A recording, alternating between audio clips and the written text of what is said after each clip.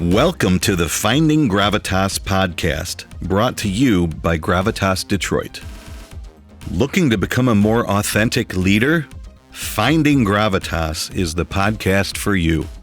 Gravitas is the ultimate leadership quality that draws people in. It's an irresistible force encompassing all the traits of authentic leadership. Join your podcast host, Jan Griffiths, that passionate, rebellious farmer's daughter from Wales, entrepreneur, leadership coach, keynote speaker, one of the top 100 leading women in the automotive industry, as she interviews some of the finest leadership minds in the quest for gravitas.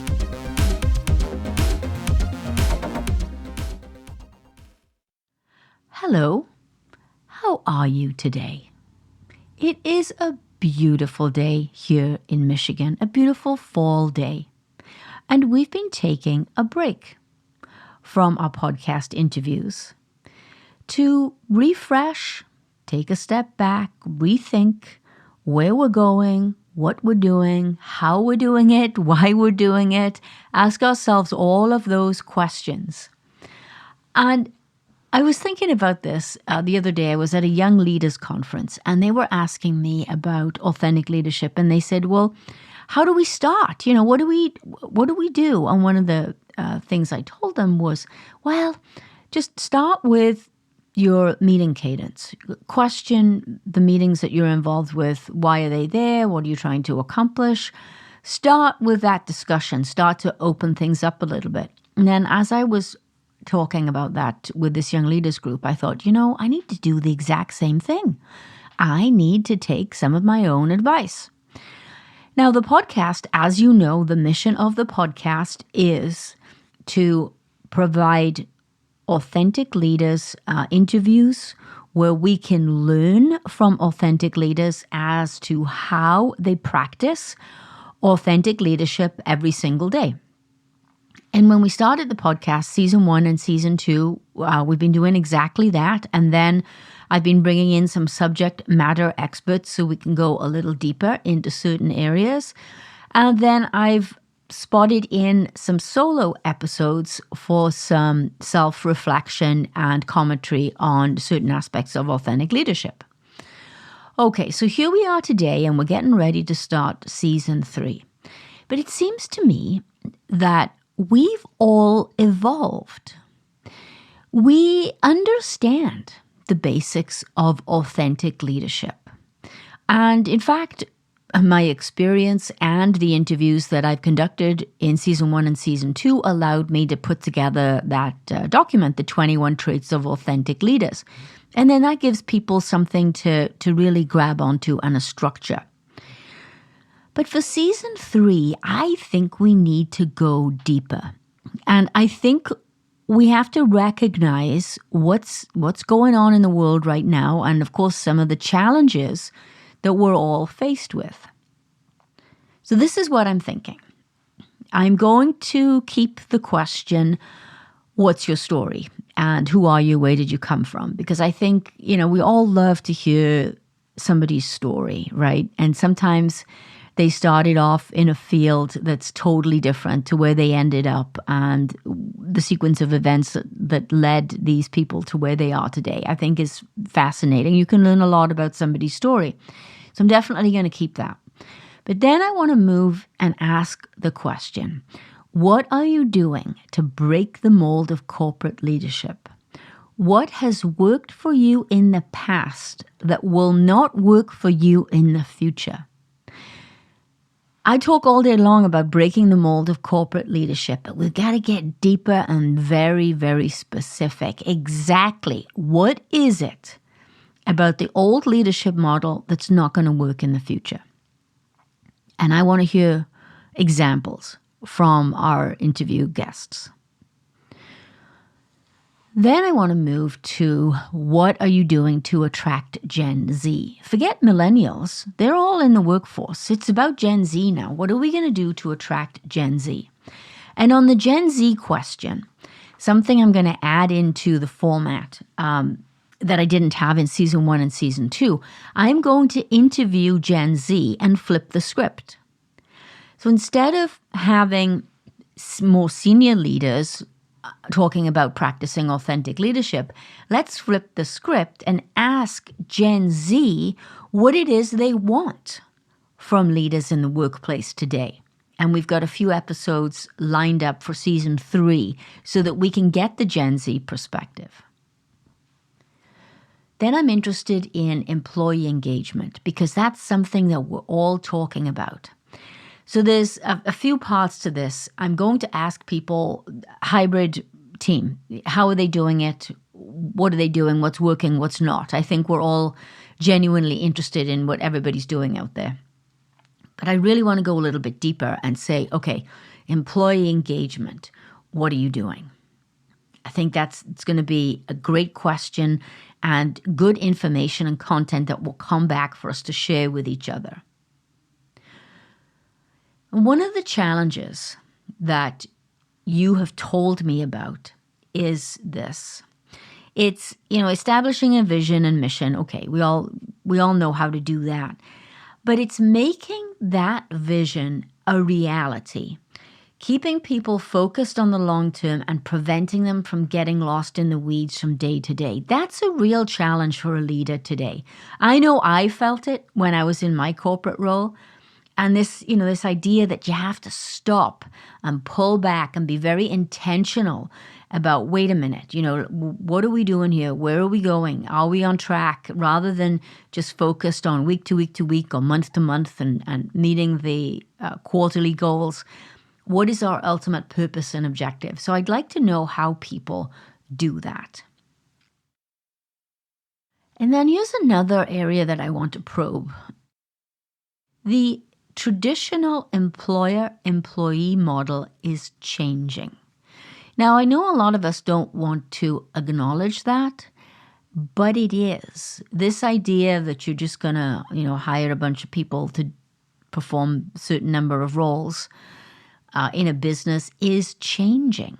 The gig worker, the talent ecosystem, this digital talent platform that's evolving. How are you embracing that? And there's a very interesting article in Harvard Business Review, and they talk about this. And they say, there are some companies out there that engage with the digital talent system on an ad hoc basis. And let me be very clear what I'm talking about here. So this is about, instead of hiring a person full-time to do a job, you may hire a person on a temporary basis just for a specific job or a specific skill set for a specific project or task. And it's a little uncomfortable in the beginning. And I've done it myself with my business because, as you can imagine, as a startup business, I can't hire a graphic designer and have them on staff, or a web designer or a full-time marketing person. When you're a startup business, you can't afford to hire all these people and have them around you, but you need that skill set. So I've learned how to define exactly what it is I want and go out there into the marketplace to get that skill set. So I buy only what I need when I need it. So I don't have the overhead and all the cost that was associated with a full-time employee. Now, I'm not suggesting that everything goes to the digital ecosystem. Of course not. But we are going to have to embrace that more than we're doing right now. So I'm very interested in how people are doing it. And if you're interested as to what that is, for me, in the world of graphics and marketing and video editing and all those kinds of things, I use Fiverr, Fiverr, and there are many other platforms out there, talent platforms such as Catalant, Upwork. There's one called Toptal, Toptal. There's a whole bunch of them out there. But it's really gonna take something to embrace it at a company level and start to employ that as the model for doing business and transforming the way we work.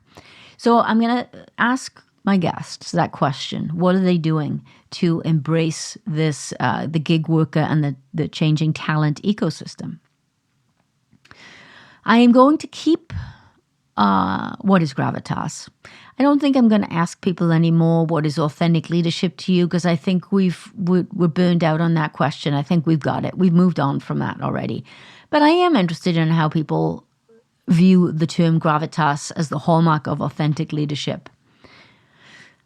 And then I want to go a little deeper into vulnerability. One of the things that I've noticed from the old corporate leadership model and authentic leadership is this line between your personal and professional life. In the old days, I'll call them that, you were always very careful to keep a line between your personal life and your professional life. Now, part of that was because, certainly for me, when I started a new job, I was always doing some type of restructuring, and I didn't want to get too close to people just in case I had to eliminate their positions. There it is. But now I think it's different. And certainly during the pandemic, that line has been blurred. And it wasn't just because we thought we might have to restructure people out. We thought that as leaders, that's what we were supposed to do, right? Is to fit this mold of a leader and keep it very, very separate and not share anything of our personal lives. But now with the pandemic, that's changed that. That line between your personal and professional self has blurred. And leaders, we've all had to show more vulnerability. And I'd like to talk about that. I'd like to go deeper into that question and ask people, did they indeed do that? Did they show more vulnerability? And since vulnerability is a critical trait of an authentic leader, how do they plan to do more of that? I think that could be an interesting question. And the other thing that's come up, I've heard from many of you, is this idea of resilience. Resilience, again, a trait of an authentic leader. Resilience is a muscle. It's something that you build over time. So it's how you handle situations. It's bringing calm to chaos. It's being in control of your emotions. There's a lot to resilience. But how do you build it? That's a tricky question. So that's one that I definitely want to ask our guests that come on the show. And then my favorite, of course, is psychological safety. How do you, as a leader, make sure that people feel safe at work? How do you create a safe environment and encourage people to take risks? If we want creativity and innovation, we are going to have to banish fear and create psychological safety. How are we doing it? That's a question that I want to know the answer to. And then I'm going to talk about diversity. I haven't really focused too much on diversity in season 1 and season 2. But I really want to get into cognitive diversity. And I plan to ask my guests, what actions are you taking to further the D&I agenda? I'd like to know what actions people are taking. And then positive energy. Positive energy is more important now than ever. As a leader, how do you maintain positive energy? How do you shift it? So if your energy is not where it needs to be, how do you shift it? You know I love music. I'll blast AC/DC and that'll do it for me. But I want to know what other people do. The question, how do you start your day? I might change that a little bit. Sometimes I might ask people, how do you start your day? Other times I might ask people, how do you end your day? And then I may probe a little deeper into how do you hold yourself accountable? What's that process look like? So I might cycle through those questions. And then I definitely want to keep the question, if you could write a letter to your 25-year-old self in today's environment, what advice would you give to yourself? Because I think that our younger listeners really get a lot out of that. And it's a fascinating question. I love to ask it. So that's what I'm thinking about for season 3. Those are the questions. I'm loving the idea of getting some Gen Z people interviewed on the podcast, and we've got some of those already lined up. I've got a great guest lineup starting to build in the pipeline, but I can't share it with you yet. If there are other questions out there that you want answered, if there are other areas that you want me to focus on, please email me directly, jan@gravitasdetroit.com. We are all in this together. We are all creating the future of work together. This podcast is a way for us to share stories, share practices, lessons learned, bring in subject matter experts. This is for us to be able to truly embrace the future and let authentic leadership shine through. And I am here as your guide. I will talk to you soon. If you enjoyed listening to this podcast and you found something of value that will help you on your quest for your gravitas, then please share with your friends and colleagues and subscribe. Visit us at gravitasdetroit.com to find out more.